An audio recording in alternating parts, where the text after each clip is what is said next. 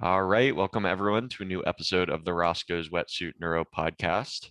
Roscoe's Wetsuit Neuro offers premium brain health coaching to clients interested in peak cognitive performance globally, and will be offering targeted neuromodulation to individuals in the South Florida, Miami, Fort Lauderdale area starting November of 2021. Check out roscoeswetsuitneuro.com to learn all about that and to book a coaching session today. On the show with us today, we have a special guest, Jonathan McLernon. Jonathan is an expert emotional eating coach who is passionate about behavioral psychology, brain-driven weight loss, entrepreneurship, and mentorship. He has an extremely diverse background, from nanotechnology research chemist to Navy Marine engineer to globetrotting nomad to powerline technician to nutrition and supplement store owner, and currently an online nutrition coach, as well as a mentor to new coaches building their business from the ground up. He is a precision nutrition level 2 certified, along with a degree in chemistry and marketing psychology. Jonathan, welcome to the show. Hey, thanks for having me. That's quite an intro. I mean, I love it. I used to be a ring announcer for a pro wrestling circuit, actually, and that's a bit of a side diversion. But I used to have an intro music and a tuxedo sponsor and all that. So That I need to get to that level of epicness on my show. I envy that. I would come out to ZZ Top's "Sharp Dressed Man," so it was a ton of fun, actually. And somehow Nice. that I missed that one in my bio, actually. Gotcha. Well, so it sounds like you've had a really interesting path.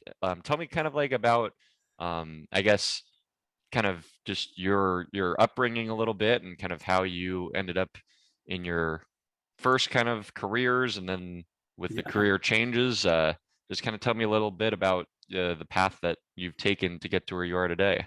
Well, I mean, it started out with a bang. So I was born at 26 weeks, which in 1982, survival rate was usually less than 50%. So I'd like to say that I beat the odds. So I skipped an entire trimester.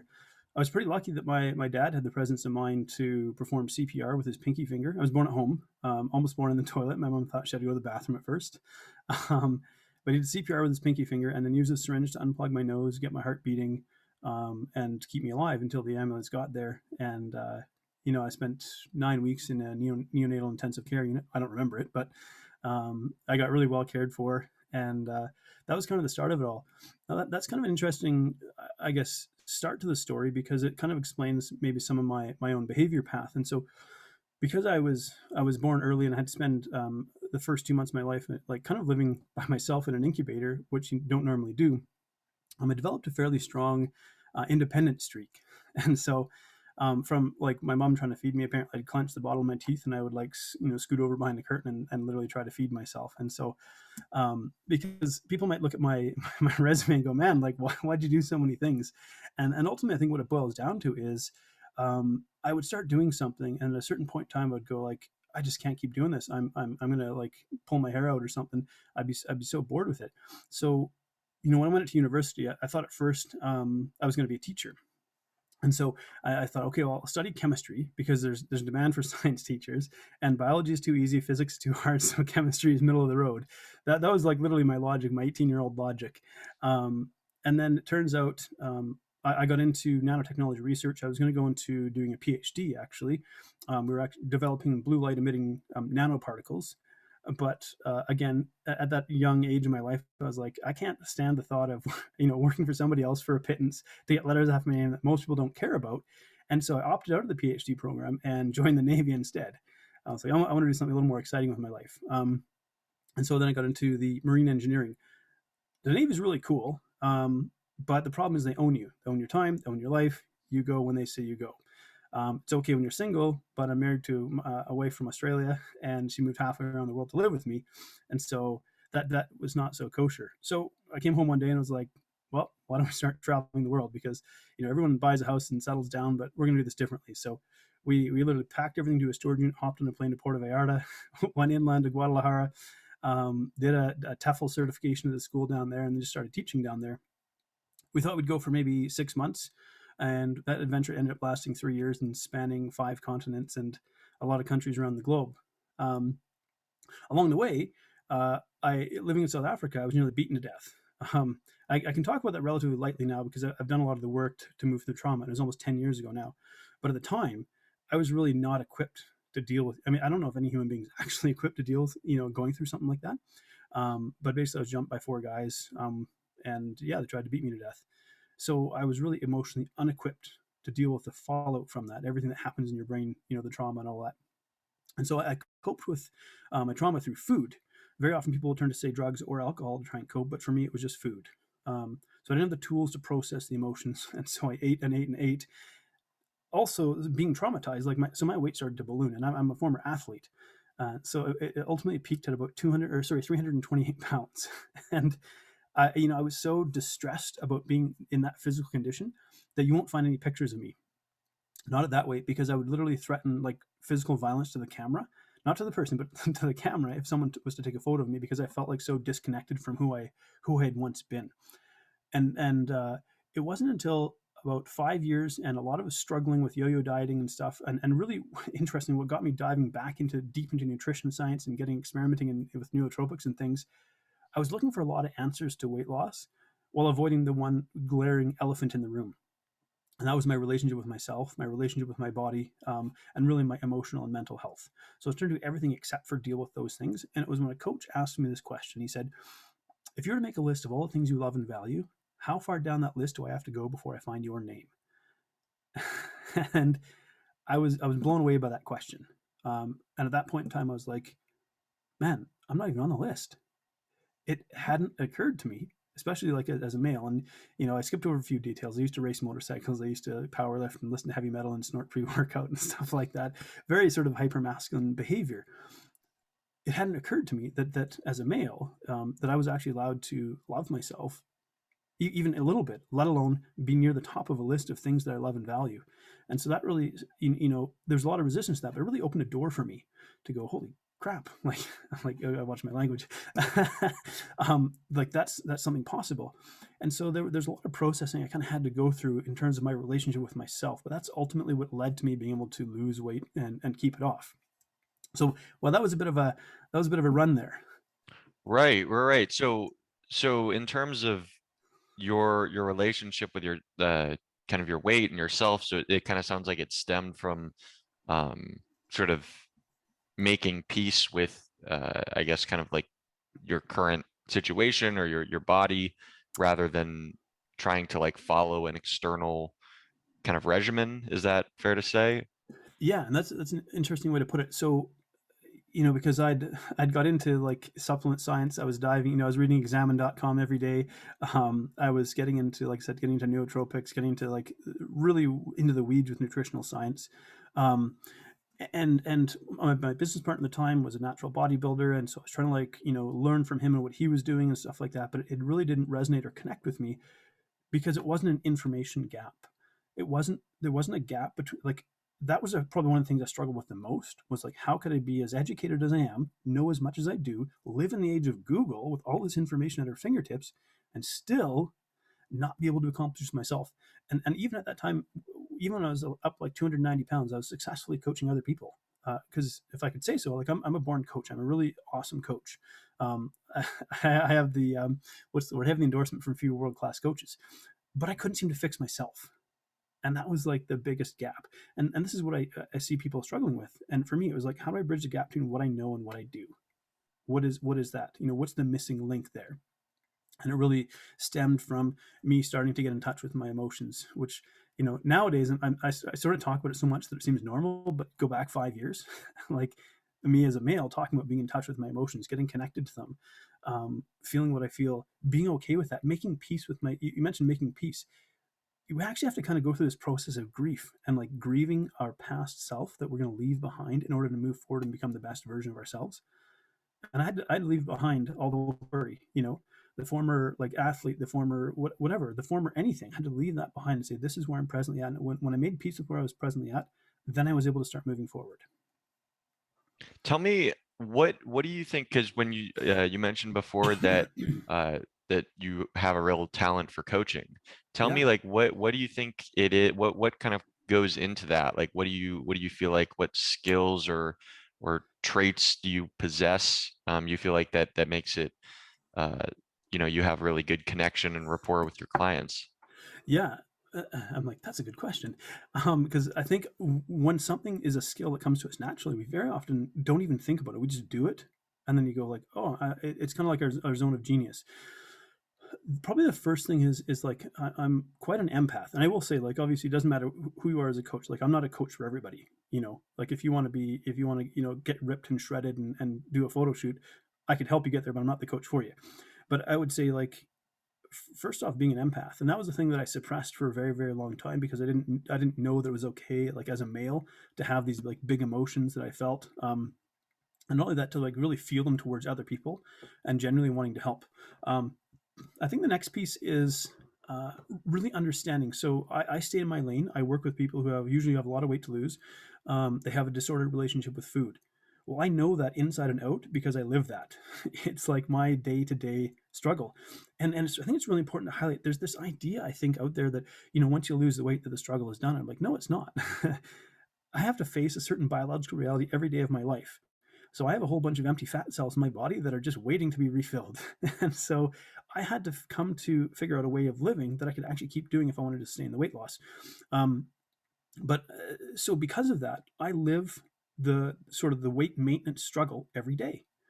That allows me insight into what other people are experiencing. Maybe not their exact experience, but I know what the struggle feels like, because I've lived it. I'm not a fitness model. I don't walk around with six pack abs, but I know what that looks like. So I think a combination of empathic, education matters as well. Obviously, spent time being educated in psychology as well as nutritional science, but really ultimately people ask the question like, "Can you help me?"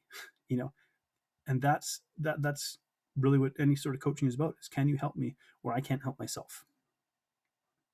When it comes to kind of your research into nutrition science and you mentioned nootropics, tell me, like, were there like do you have a strong opinion nowadays as far as kind of the ideal diet or the um, perfect foods or nootropics? Like, even though it sounds like your approach is definitely like a lot more of a sort of like mindset thing in terms of the relationship to food and nutrition, but I do want to just pick your brains as far as like with the actual like hard science of it. Like, what can you tell me?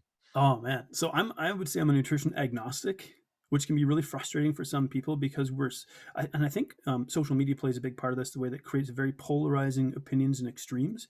And so to bump into someone who's a nutrition agnostic, where I go, well, I don't think there's one best way of eating, but there's probably a best way of eating for you, the individual. And it's going to take a process of trial and error to figure out what that looks like. Now, for me, I tend to do better on a slightly lower carbohydrate approach. I'm not going full ketogenic or anything like that. I like carbohydrates, I enjoy them. But I also have a tendency to, well, I've been obese. And so um, and carbohydrates, we live in a carbohydrate abundant society. Like, well, it's a combination of carbs, fat, and salt. But um, and so I think for each individual person, you have to say, okay, well, what are the factors that are in play here? And let's go through this process of a little bit of trial and error to figure out what works best for you. So I practice intermittent fasting, but part of the reason I do that is it's a really easy way to create a calorie deficit. Like I don't know that I would say intermittent fasting is a magical metabolic state. Neither is, say, ketogenesis, in my opinion. But they both have their merits and their benefits. For me, it means that I no longer have to count calories. You know, I just create a fed window, and my fasting lasts anywhere from 16 to 19 hours. I wouldn't recommend that for a lot of people, and even for me, go back a couple of years, and that probably wasn't a healthy way to eat because I would use fasting as a way to trade. I've been good, not eating food, so now I can eat whatever I want in this short little window of time and so on. So it's creating this sort of fast binge cycle that wasn't really healthy. And so even intermittent fasting, if you're not able to sort of manage, and I wasn't able to manage it healthily, that I don't think it was a great approach. But now, I mean, like, I'm a dad of a young kid. I run two businesses. I'm trying to be a husband as well as like a good human being.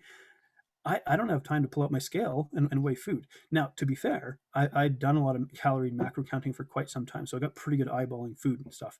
But in a nutshell, I would say every person kind of needs to go through this process of trial and error, because ultimately, if what you're doing to, let's say, to lose weight or to get to the physique that you want to do, if it's not something you can keep doing, ultimately your results you're not going to keep.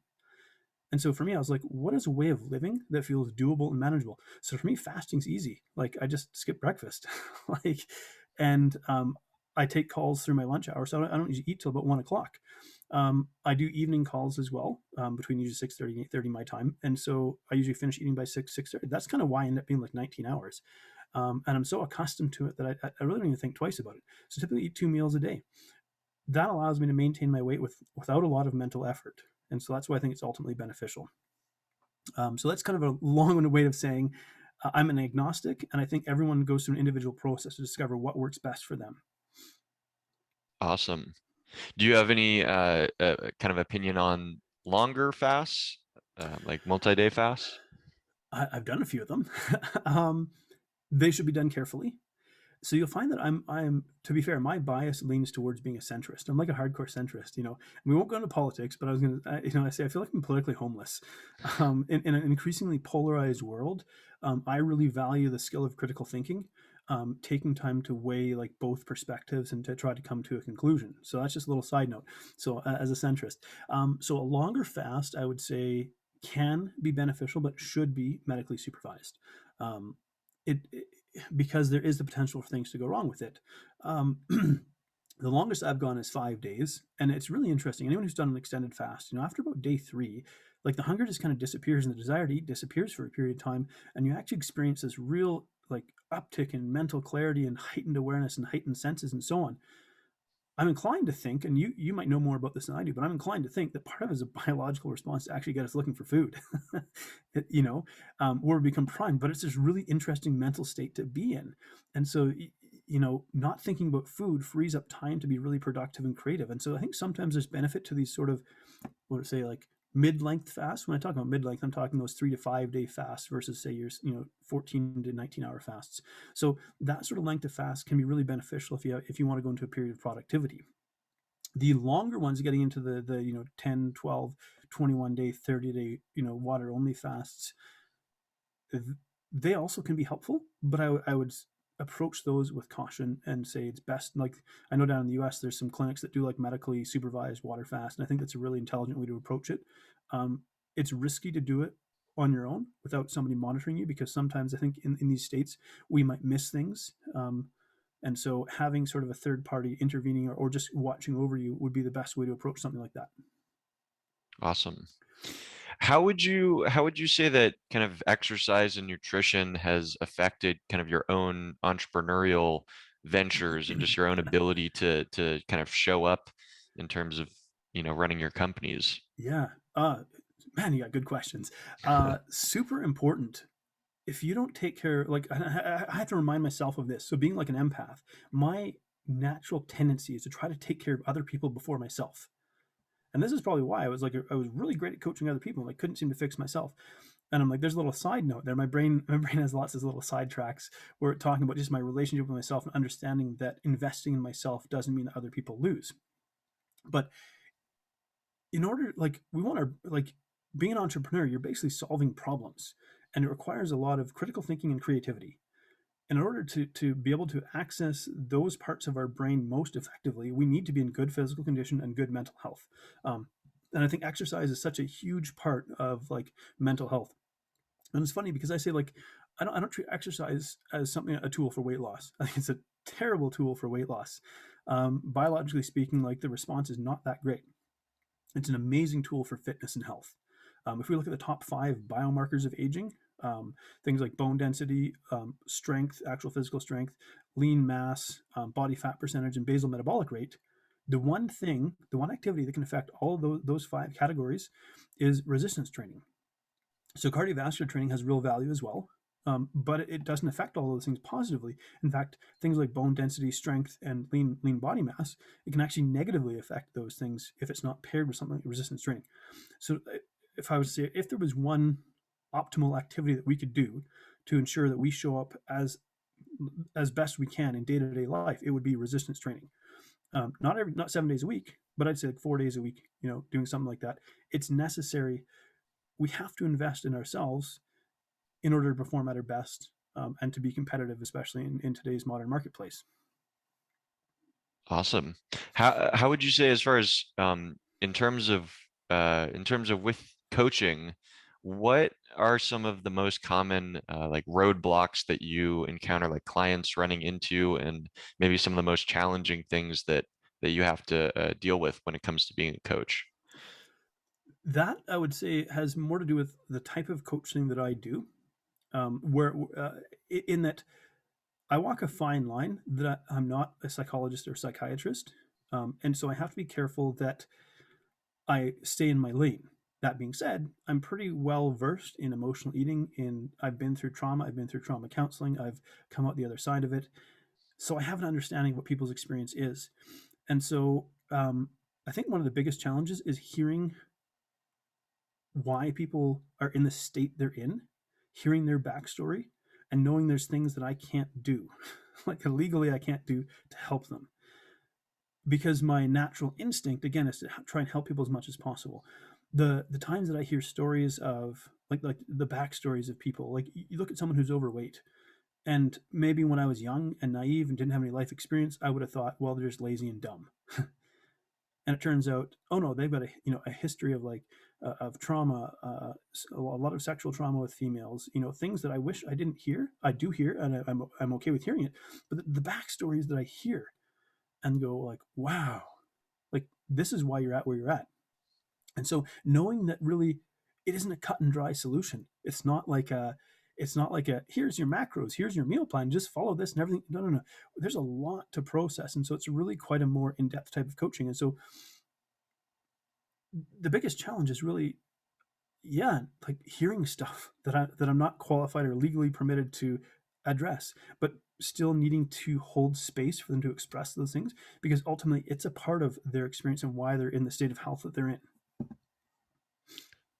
Do you find that people like, say, if it's not as big of a, like, if it's not like a huge trauma that occurred, like if someone comes to you and is kind of like, I want to lose X amount of weight, I've been having trouble, do you find it important to try to kind of go through their history and track down some of those reasons that may be holding them back, or not so much? Maybe not necessarily. I mean, and I think one of the reasons I love coaching is because each person is kind of like a unique puzzle to me. Um, and I guess my role isn't to go back and try to change or correct anything that's happened in the past, but to just use that information to help inform their present behaviors. And so the kind of the perspective I take with coaching is all behavior makes sense. Doesn't mean that it's ideal, but if we can understand why a certain behavior is taking place, then we can start to implement sort of corrective practices. And so I would go and say, like, if we were trying to create a world that made sick and fat people, we've done it. We've done it. We've perfected it. We've basically hijacked brains. So you look at social media and the way that it conditions us. It's like a slot machine, and it's deliberately like that. And I have to be really thoughtful about my own social media use running an online business. Um, you look at something like Netflix and using open loop psychology to keep people binge watching Netflix. You look at like food manufacturing and the additives they put in food. I'm not really so much about like they're toxic and trying to poison you. It's like, no, they're trying to hijack your brain and bypass your prefrontal cortex and get to your primal brain. They're basically taking advantage of biological urges and impulses we have. We have a famine biology, but we live in a feast world where we can literally get everything from the touch of a button, like without like lifting our butt off a couch. That works perfectly in a famine world. If we can get food at the touch of a button. It doesn't work so good when we live in a feast world, and it's a feast of like nutrient empty calories and so on. And so it's a bit of a I guess a sidetrack from your original question. But the biggest challenge I think we face here is the modern world of convenience that we live in. And so everyone, regardless of their background, is trying to navigate their health in this modern world where a lot of powerful forces are pushing us to be sedentary and to eat garbage food. It actually takes conscious effort and input to change that and to go against the stream. And if you want proof of that, it's like, look at the numbers. 70% of our population in North America is either overweight or obese, and it's trending upwards despite the multiplication or the let's say logarithmic expansion of knowledge. Like, it's crazy how much knowledge is multiplying, and yet so is obesity.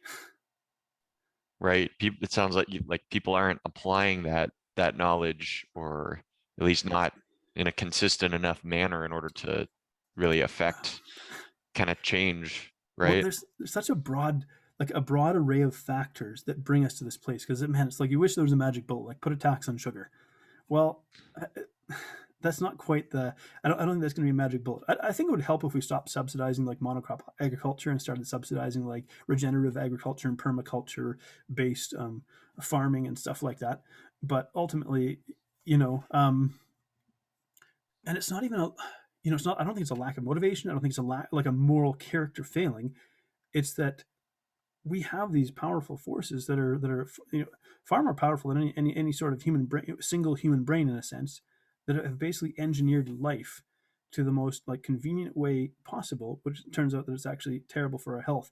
And it really takes a high degree of conscious awareness to go, hang on a sec, like I'm just doing this on autopilot. You think about something simple like you walk into your kitchen and you probably follow a specific path to the pantry, to get your kid granola bar or something like that without even thinking about it. You know, these sort of patterns of behavior, and that's what gets me interested in beyond the nutrition, because the fundamentals of eating healthy are relatively simple. We could debate the nuances between everything from carnivore to vegan, but there's fundamental precepts that remain pretty much true regardless of how you choose to eat. That every one of those has common factors that can move us towards being more healthy. Um, so again, sorry, I took a little bit of a sidetrack from your original question there. No, no, that's a good sidetrack there.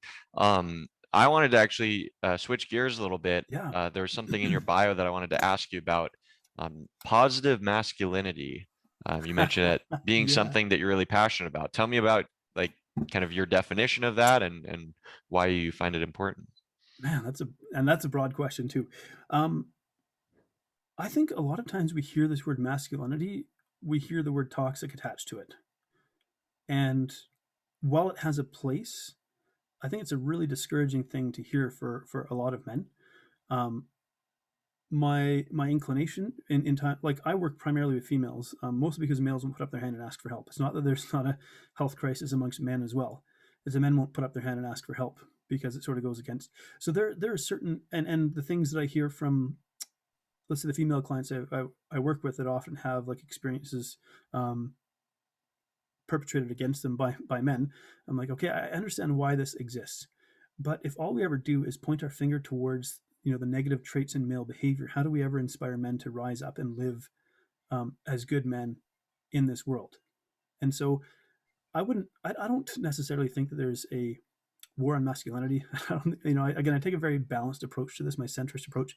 But on the same token, I don't hear a lot of um, encouraging men to use some of their most amazing like qualities to do good in this world and to be better in this world.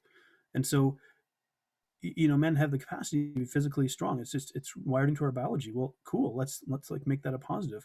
Um, and so, how do I define positive masculinity? It's like using our powers for good. Um, if I could encapsulate it in a nutshell, it's every one of us has like could we say basically two aspects to our nature. We have a tendency towards either good or evil. Maybe that's an oversimplification, but it's like using the powers and gifts and abilities that we have to create positive change in this world. And it's funny. I'm like, haven't talked about this publicly. I have like a secret project that I want to launch one of these days, and I'm calling it Building Beacons of Hope. And it's really about a grassroots level change, so inspiring people to create change at grassroots level. Because sometimes I think we would look at the scope of the problem and say like we need some top down change through, I don't know, government legislation or something like that. And I think really if we're going to inspire change, it's actually going to happen grassroots up. And so people doing small positive things in even their local community um, it is going to be much more powerful than sort of one voice speaking top down, if I could put it that way. So again, I'm like, I don't know if I quite totally answered your question, but that's a good start. Right, right, right. And so you mentioned like physical strength as far as being one of those kind of positive qualities, that men possess in general. Tell me about like what are some of those other qualities that you think are and obviously, it is definitely not like always the case that, a man would possess, one of these Of qualities and a course, woman yeah. wouldn't, but like what in general, what do you feel like are some of the other kind of positive qualities of masculinity that can be expressed in the world?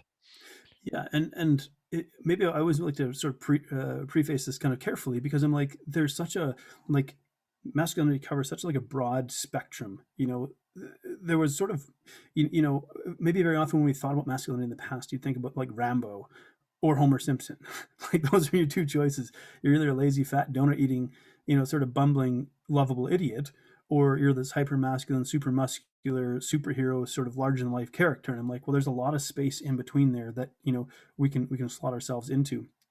And so, but we can look across sort of like male biology as a whole and find certain common trends, right? And so men tend to be maybe a little bit less connected to their emotions than females do. That's sort of a biological. We could probably make that as a biological. What's the word I'm looking for?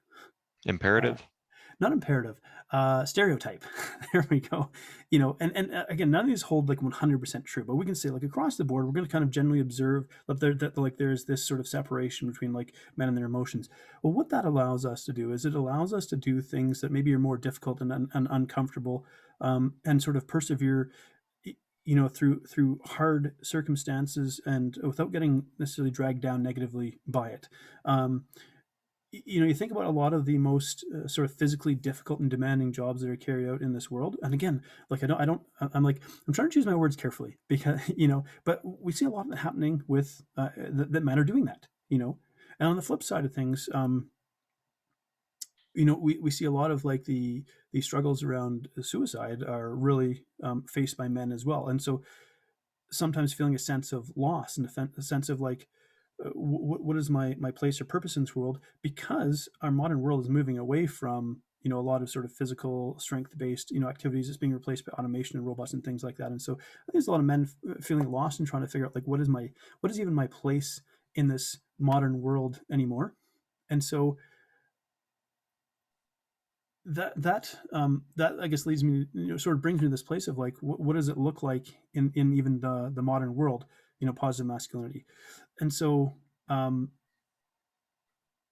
again, I think I find myself on a bit of a sidetrack here, um, but yeah, I'm gonna pause there and let you bring another question in here because I'm like, Sure. I want to stop going down too many rabbit holes. No, it's all good. I was gonna ask you as far as like, in terms of you mentioned that the majority of the clients, the coaching clients that you work with are women, but Yeah, in terms of the men that you do work with, or just can you talk a little about kind of the gender differences in terms of coaching and kind of how that yeah, comes into play? Because I yeah, mean, you're just talking about how, probably women being more connected to their emotions in general, so maybe that being more of an issue that you would have to help men with, or just yeah. kind of how does that play out?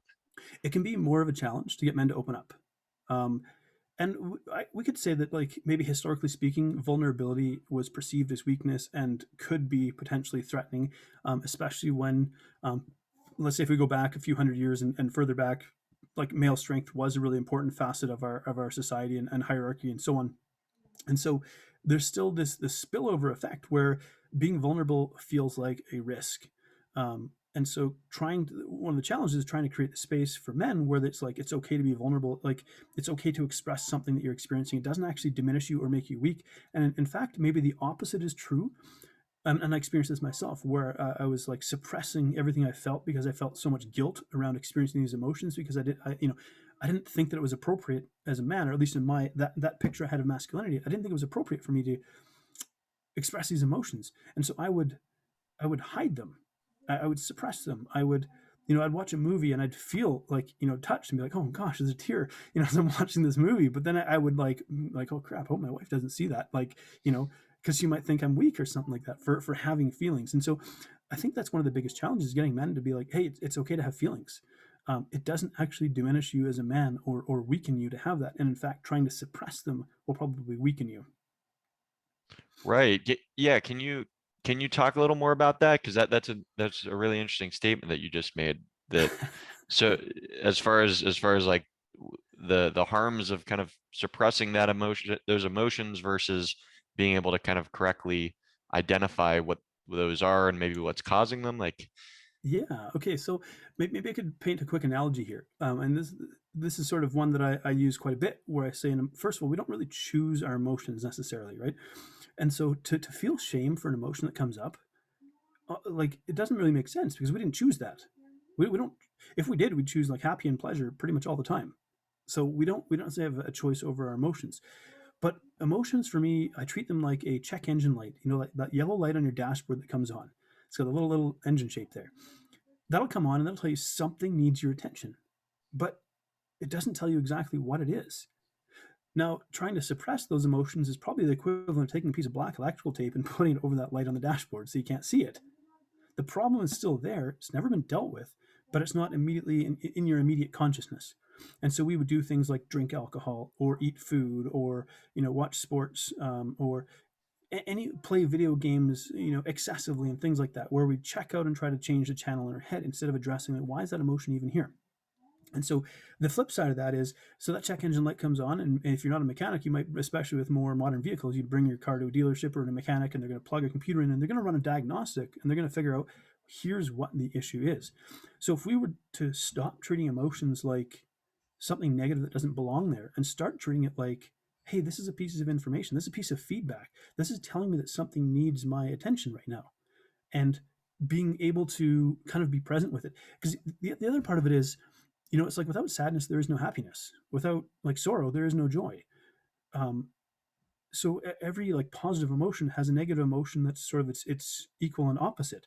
That contrast is what gives color to life. And it almost goes back to when I think about how social media has colored our perception of reality in quite a way, where when we experience a difficult emotion other than anger, it seems like anger and outrage is the common trigger on social media. But any emotion outside of that that's negative, somehow something is wrong with us if we experience that emotion. It's like, no, it's not. There's not something wrong. In fact, it's a very necessary and important part of life to be able to experience these emotions, not only experience them, but be able to like process them and navigate them. And I'm like, I'll keep going here, but I have like a little acronym called FAST that I often employ for myself, and encourage my clients to as well. And it really is feel, acknowledge, accept, speak, and time. And so very often we use this tool when dealing with emotional eating. So the urge to eat food to change the channel in our head or to change what we're feeling in our head. So, feel is relatively simple. It's like actually just trying to get in tune with where in my body do I physically feel this taking place. Acknowledge or accept is really coming to that place that, hey, I didn't choose this emotion. It's okay that it's here. There's not something wrong with me because I'm experiencing a difficult emotion. And speak isn't necessarily speak out loud. It could be writing on paper, but it's producing language to try and define what it is that we're feeling. Like what's going on in my body right now. And then T is time. And so for majority of cases, the most intense part of an emotion, the most intense part of an emotional wave, if you can put it that way, lasts only about 7 to 10 minutes. Like, yes, the residual of that emotion might stick around for a few hours, but the most intense part of any sort of urges and emotions will last only 7 to 10 minutes. And so if we can create a little bit of time between ourself and maybe an impulsive or negative action driven by that emotion, we're much more likely to make better choices. Does that, I assume this sort of that sort of FAST acronym, does that also come into play when it comes to like uh eating? I would think being able to 100% like does. like someone has a strong impulse to eat the whatever cake that they see in the store or whatever. Yeah. Is it a similar sort of like process as far as like how Absolutely. you would Yeah. advise someone to handle that? Yeah. There's no biological imperative for us to eat flour, sugar, and fat and salt combined in the form of like a donut or a French fry. Like, there's no biological imperative. It's purely a psychological craving at that point. And I like to differentiate between what I call like above the neck and below the neck hunger. Um, a below the neck hunger is really quite blunt. I eat brown rice and tuna and celery right now. You know, it's a very physical, like blunt hunger. Whereas a psychological hunger is usually very specific. I want Doritos. I want a Snickers. I want a donut. I want chips. It's a very specific, and that's when you're going to engage in some sort of emotional eating. And this term emotional eating, I say very often we hear that, and it's probably the first thought is like crying into a tub of ice cream watching Bridget Jones' Diary on a rerun or something like that. But really, that's only one component of emotional eating. Emotional eating can be eating to celebrate. Hey, I got a promotion. Let's eat a bunch of pizza and drink a bunch of beer. You know, um, I'm angry, maybe even angry at myself. and so I'm just going to eat this cake because I don't care. You know, things like that. So anytime we eat to change whatever it is that we're experiencing or feeling in our head, is a form of emotional eating. And so the acronym FAST is kind of a way to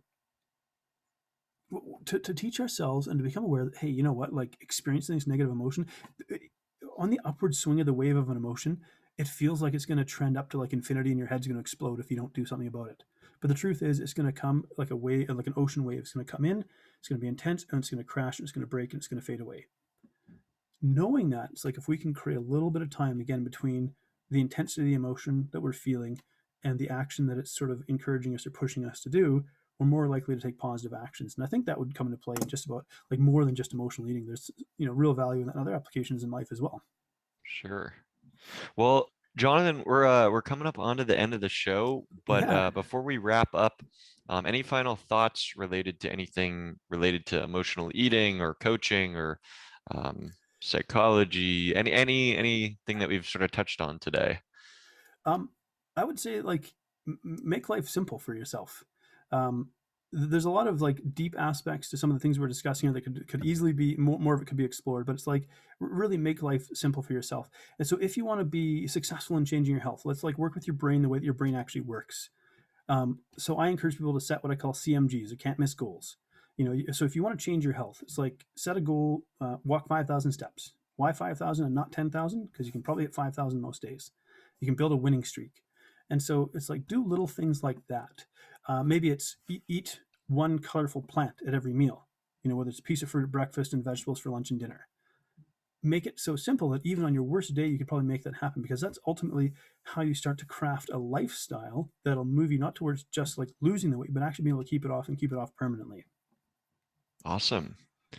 Well, how about if people want to connect with you or find out more about your work or get coached by you, where would you direct them to?